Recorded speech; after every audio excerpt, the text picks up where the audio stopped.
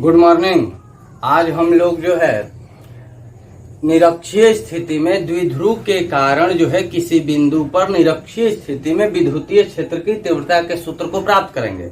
इससे पहले वाले वीडियो में हम लोग अक्षीय स्थिति के बारे में पढ़े थे, यानी कि द्विध्रुव के कारण अक्षीय स्थिति में किसी बिंदु पर विद्युतीय क्षेत्र की तीव्रता को कैसे हम लोग फाइंड करेंगे, उसका सूत्र क्या होता है। आज हम लोग जो है निरक्षीय स्थिति में जो है उसको निकालेंगे और तब अक्षीय और निरक्षीय स्थिति दोनों पर एक एग्जाम्पल को जो है हम लोग सॉल्व करेंगे और समझेंगे कि कैसे जो है इस पर आधारित क्वेश्चंस को, न्यूमेरिकल्स को बनाए जाते हैं। तो हमारा जो है दूसरा जो है स्थिति, पीछे वाले वीडियो में हम लोग अक्षीय स्थिति के बारे में पढ़े थे, इसमें निरक्षीय स्थिति में यानी कि इसको हम लोग कहते हैं, थोड़ा नीचे और लिखते हैं,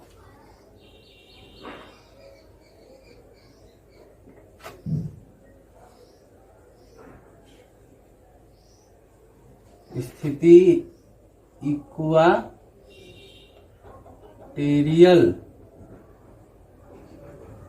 पोजीशन।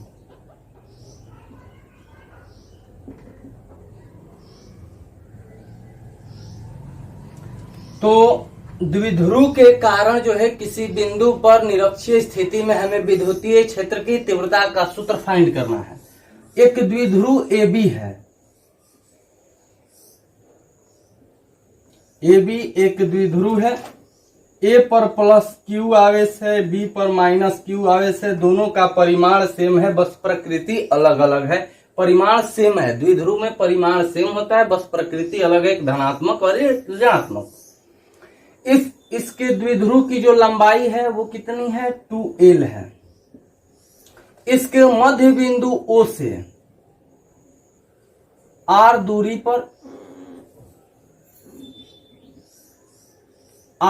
पर P कोई बिंदु है, R दूरी पर P कोई बिंदु है। इस बिंदु P पर जो है हमें विद्युतीय क्षेत्र की तीव्रता निकालनी है। तो P बिंदु पर दो आवेश के कारण विद्युतीय क्षेत्र की तीव्रता होगा, एक प्लस Q आवेश के कारण और एक है माइनस Q आवेश के कारण।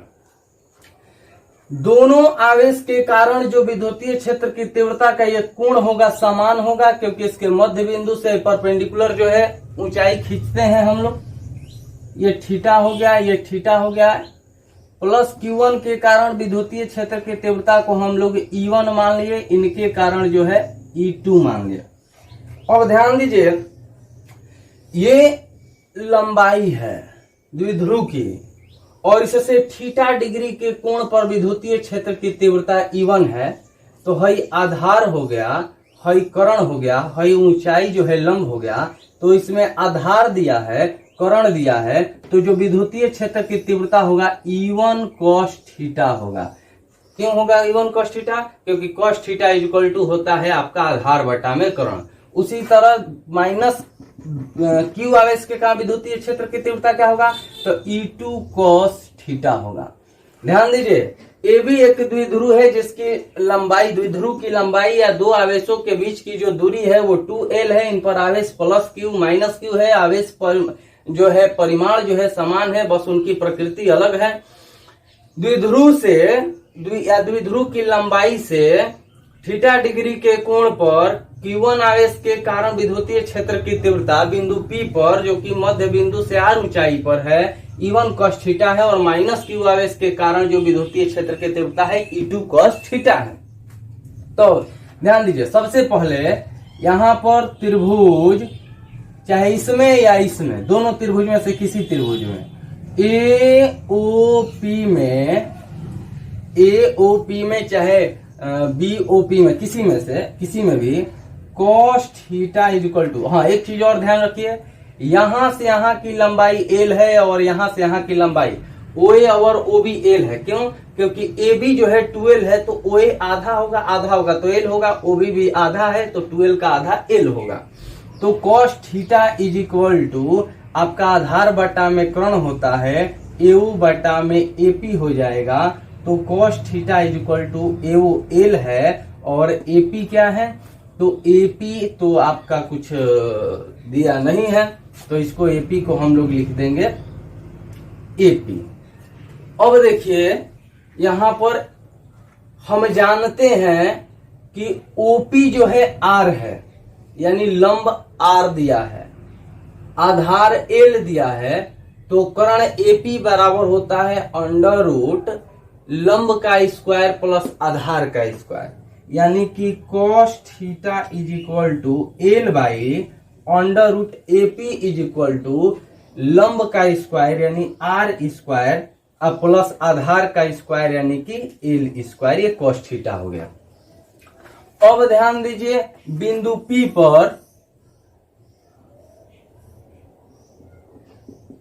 P पर कुल विद्युतीय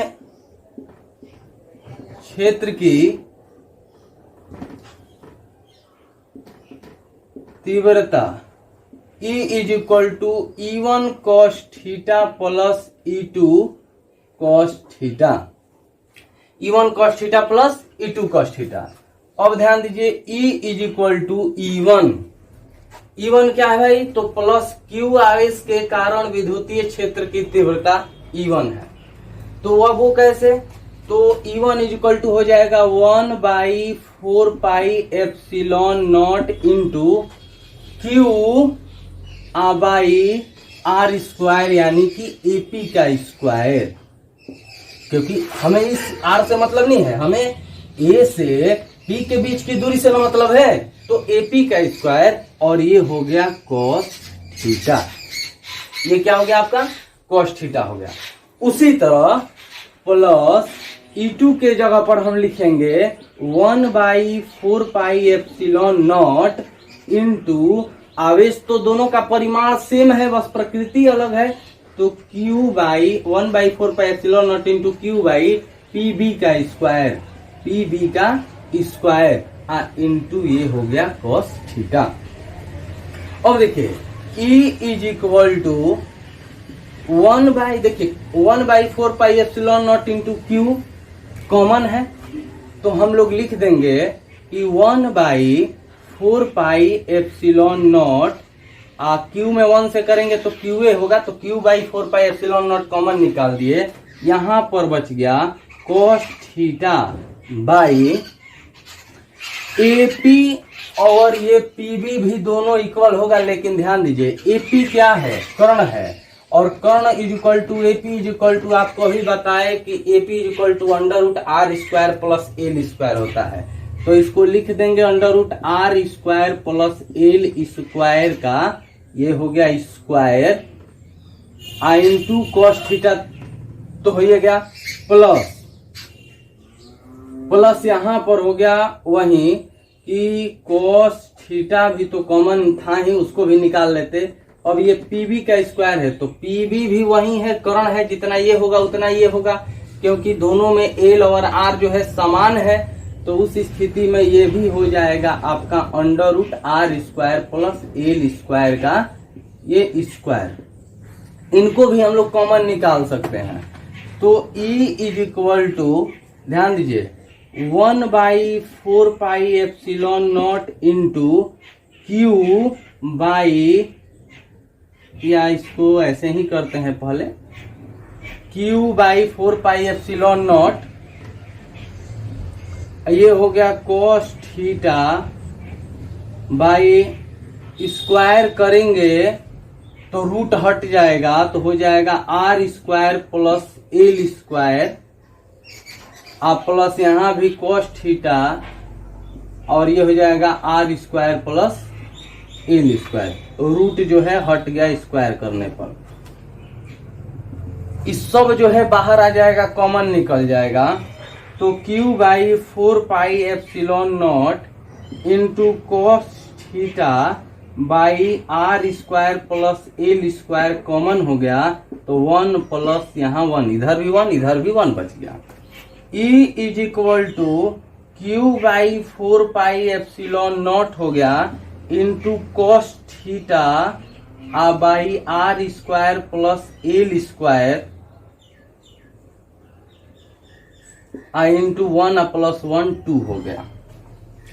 अब थोड़ा सा हम लोग इसमें और आगे जब बढ़ते हैं तो E is equal to Q by 4 pi epsilon naught into cos theta का वैल्यू कितना आया है, तो इसको ऐसे पहले लिखिए 1 by R square plus L square into cos theta into 2, क्योंकि कॉस थीटा का वैल्यू रख देंगे हम लोग। अब जो है इधर का थोड़ा सा मिटा देते हैं हम लोग। Cos theta is equal to आया है L by under root R square plus L square. तो अब देखिए यहां पर E is equal to Q by 4 pi epsilon naught into 1 by R square plus L square into cos theta के जगह पर लिख देंगे L by under root R square plus L square into ये हो गया 2। तो इसको हम लोग लिखेंगे E is equal to 1 by 4 pi epsilon naught, अब देखिए into Q into 2L, Q into 2L, 2 में L से कर दिए क्यू इंटू 2L बाई, इस पर पावर कुछ नहीं है यानी कि 1 है, और इसका मतलब हुआ कि रूट का मतलब हुआ कि पावर 1/2 है। तो ध्यान दो ये हो जाएगा R square plus L square और पावर 1 प्लस 1/2, ये रूट है, इसका मतलब R square plus L square का पावर 1/2 है, गुणा में दोनों के पावर को हम लोग जोड़ देंगे। तो आपका हो जाएगा E is equal to 1 by 4 pi epsilon naught into Q into 2L। अब आप बताइए क्यू इंटू 2L, आवेश, एक आवेश दोनों में से कोई और उन आवेशों के बीच की दूरी के गुणनफल को हम लोग कहते हैं द्विध्रुव आघूर्ण, यानी कि इसको कहते हैं P। क्यू इंटू 2L हो गया आपका P बाई ये R square plus L square और 1 प्लस 1/2 जोड़ेंगे तो आपका आ जाएगा 3/2। अब चूंकि हम जानते हैं कि द्विध्रुव की लंबाई जो है बहुत अल्प होती है, यानी 2L की लंबाई जो है बहुत अल्प है, इसका मतलब कि जो एल स्क्वायर है वो आर स्क्वायर की तुलना में बहुत छोटा है। आर स्क्वायर की तुलना में क्या है, बहुत छोटा है। जब बहुत छोटा है तो हम ये भी लिख सकते हैं L square is equal to लगभग में 0, लगभग में 0। जब 0 हो गया, थोड़ा सा हम लोग इधर अब जो है बढ़ जाते हैं मिटा करके,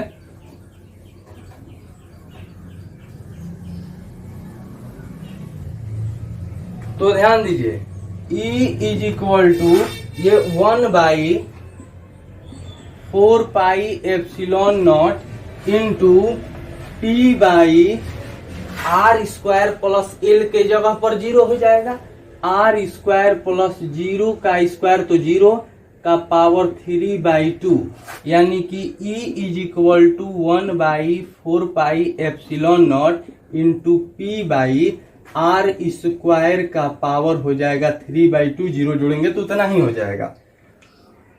अब देखिए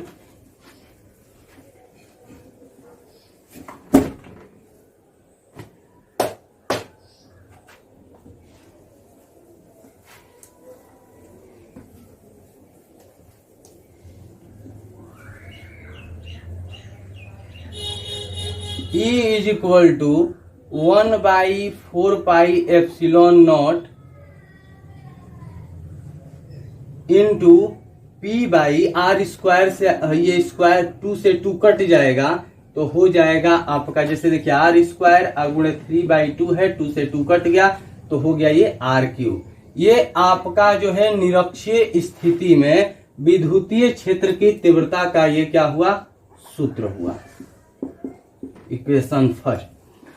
तो निरक्षीय स्थिति में द्विध्रुव के कारण किसी बिंदु पर विद्युतीय क्षेत्र की तीव्रता का सूत्र E is equal to 1/4πε0 into P by R cube होता है। जबकि हम लोग पढ़े हैं अक्षीय स्थिति में जो होता है E is equal to 1/4πε0 into 2p by R cube होता है, 2p बाई आर क्यू होता है। इसका मतलब क्या है कि निरक्षीय स्थिति में, मतलब ये दुगना है, निरक्षीय स्थिति में जो है विद्युतीय क्षेत्र की तीव्रता अक्षीय स्थिति में विद्युतीय क्षेत्र की तीव्रता से आधी है, जबकि ये अक्षीय स्थिति वाला जो है निरक्षीय स्थिति से दुगना है। क्यों? क्योंकि मान लीजिए यदि दो ये बाहर निकाल दिए कॉमन, तो is equal to 2 into 1/4πε0 into P by R cube हो गया। तो बात तो वही हुआ, यही वाला आ गया। इसका मतलब अक्षीय स्थिति वाला जो है वो निरक्षीय स्थिति के दुगना होता है, या कह सकते हैं कि निरक्षीय स्थिति जो है वो अक्षीय स्थिति के आधी जो है विद्युतीय क्षेत्र की तीव्रता होती है।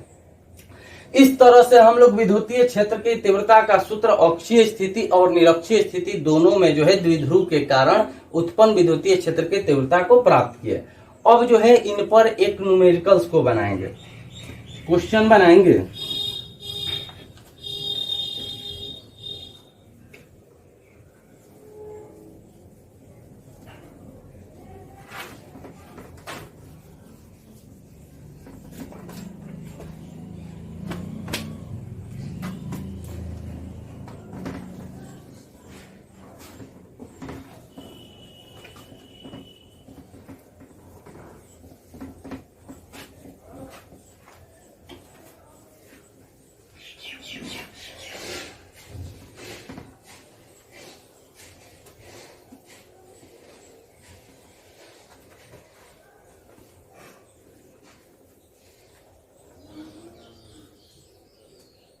देखिए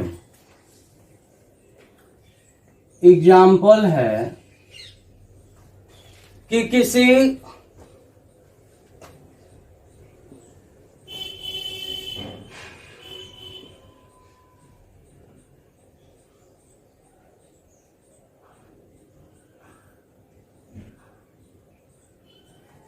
किसी 3×10⁻⁶ कूलाम मीटर द्विध्रुव आघूर्ण वाले किसी द्विध्रुव से 3×10⁻⁶ द्विध्रुव आघूर्ण वाले किसी द्विध्रुव से 0.04 मीटर की दूरी पर, यानी r जो है 0.04 दिया है, या इसको हम लोग 0.8 भी कर सकते हैं। चलिए 0.08 भी इसको कर लीजिए। 8 मीटर की दूरी पर ध्यान दीजिए, कह रहा है कि 3×10⁻⁶ कूलाम मीटर द्विध्रुव आघूर्ण वाले किसी द्विध्रुव से 0.008 मीटर की दूरी पर स्थित किसी बिंदु पर विद्युतीय क्षेत्र की तीव्रता अक्षीय और निरक्षीय दोनों स्थितियों में हमें फाइंड करना है। यानी ई फाइंड करना है हमें, एक बार कब? अक्षीय स्थिति में, और एक बार कब फाइंड करना है? निरक्षीय स्थिति में। यानी विद्युतीय क्षेत्र की तीव्रता जो है किसी द्विध्रुव, जिसका द्विध्रुव आघूर्ण 3×10⁻⁶ कूलाम मीटर दिया है, उससे 0.08 मीटर की दूरी पर स्थित किसी बिंदु पर अक्षीय एवं निरक्षीय स्थिति में हमें जो है विद्युतीय क्षेत्र की तीव्रता को फाइंड करना है। तो सबसे पहला आते हैं अक्षीय स्थिति में। अक्षीय स्थिति यानी कि एक्सियल पोजीशन पर, तो वो होता है E is equal to 1/4πε0 into 2p by R cube. P का मतलब द्विध्रुव आघूर्ण। तो E इज इक्वल टू 1/4πε0 का मान जानते हैं 9×10⁹ न्यूटन मीटर स्क्वायर पर कूलाम स्क्वायर होता है। 2 अब P का मान दिया है आपका 3×10⁻⁶ और R का मान दिया है 0.008 का, ये हो गया आपका स्क्वायर। इसे आप ऐसे भी कर सकते हैं कि पॉइंट हटाएंगे या 8 इंटू 10⁻³ मीटर। ऐसे भी इसे हम लोग कर सकते हैं कि 8 इंटू 10⁻³ मीटर, पॉइंट हटाएंगे नीचे 1000 हो जाएगा, 1000 का मतलब 10⁻³ ऊपर जाएगा तो हो जाएगा 10⁻³ कैसे, तो इसको देख लिया जाए अच्छे से। 0.008 है, पॉइंट हटाएंगे नीचे 1, 3 गो डिजिट है, 3 गो 0 हो गया, यानी 8/10⁻³ ये ऊपर जाएगा तो हो जाएगा 8 इंटू 10⁻³ मीटर। तो आसान बनाने के लिए वही करेंगे हम लोग। ये आपका 9 इंटू 10⁹, 3 2 जा 6 इंटू 10⁻⁻6 और बाई ये हो जाएगा आपका 8 इंटू 10⁻³ का Q is equal to multiply कर दीजिए तो ये आपका 9 6 जा 54, 10⁻9 प्लस माइनस माइनस 6 और 8 का क्यू कर देंगे हम लोग। तो 8 8 जा 64 और 64 में फिर 8 से करेंगे, 8 चौका 32 के 2 हो जाएगा, 6 8 48 और 3 आपका 51 हो जाएगा, यानी कि 512 गुणे 10 के पावर ये 3 3 6 3 9 यानी कि -9 हो गया। अब ये जाएगा बेचारा ऊपर, तो E is equal to 54 into 10⁻9 में से 6 जाएगा 3, आइए माइनस में है ऊपर जाएगा तो हो जाएगा प्लस में +9 पावर ऊपर चला जाएगा, ये हो गया 512। तो E इज इक्वल टू आपका हो गया 54 इंटू 10⁻9 और 3 जो है आपका कितना हो जाएगा 12 हो जाएगा। तो 12 अब ये आपका 512। इसको कटाने के लिए हम क्या करेंगे, 54 में 500 जो है 12 से डिवाइड देंगे, नहीं जाएगा, पॉइंट देंगे को 0, तो अब तो ये 1 बार में चल जाएगा, 512 हो गया, माइनस करेंगे ये 8, 3 में से 1 जाएगा, ये 2 हो गया।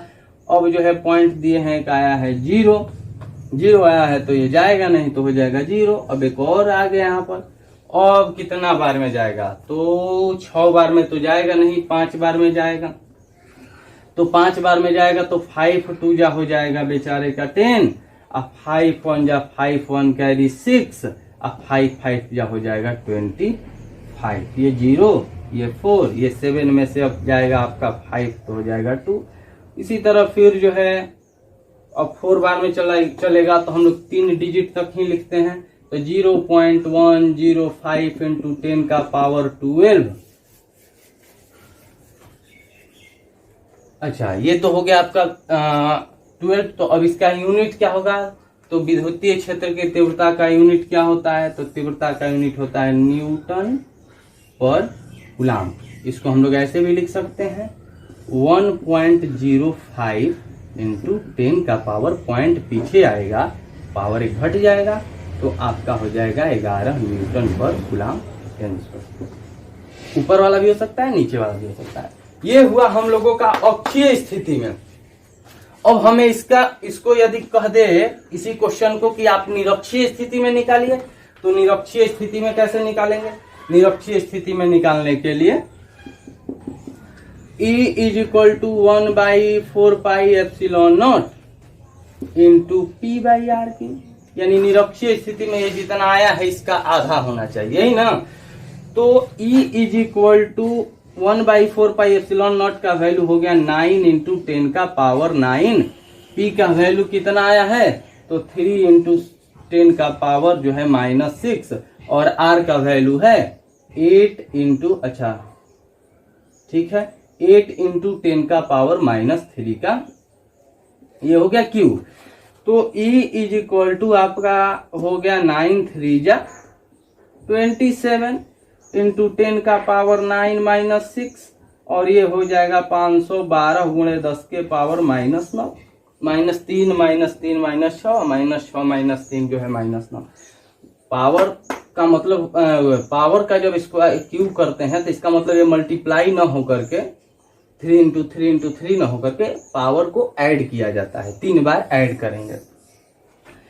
तो आपका इज इक्वल टू 27 गुणे 10 के पावर, ये हो गया 3, ये ऊपर जाएगा 9, अब आई ये हो गया 512। तो ई इज इक्वल टू आपका भाग दे दीजिए, डिवाइड दे देते हैं 27 में 512 से।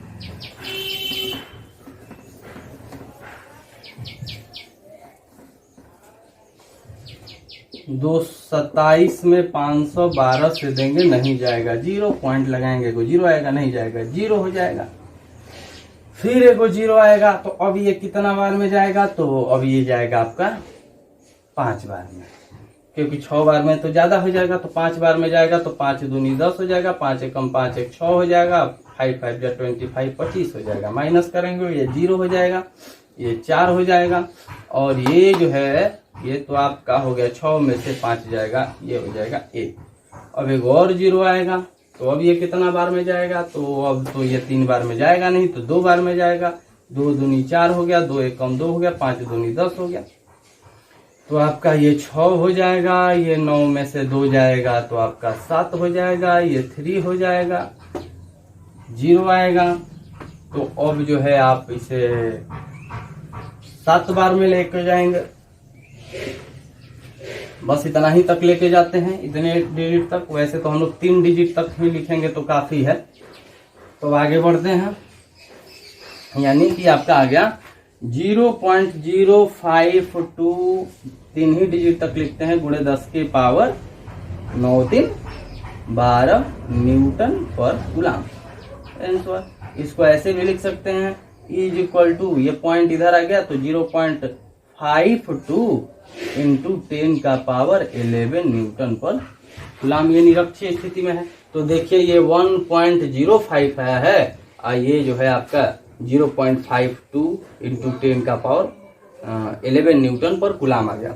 तो लगभग वो उसको हम लोग जो है आधा कह सकते हैं। आधा इसलिए कह सकते हैं क्योंकि यदि पॉइंट के बाद हम लोग 3 ही डिजिट तक लिखे हैं, एक 2 डिजिट और बढ़ाते तो एक्यूरेट जो है लगभग आपका आधा हो जाता। तो इस तरह से हम लोग अक्षीय और निरक्षीय स्थिति में द्विध्रुव के कारण जो है किसी बिंदु पर विद्युतीय क्षेत्र की तीव्रता के सूत्र को प्राप्त किए। अब अगले वाले वीडियो में इसके आगे हम लोग पढ़ेंगे। आप लोग इसी तरह लगातार वीडियो को देखते रहिए।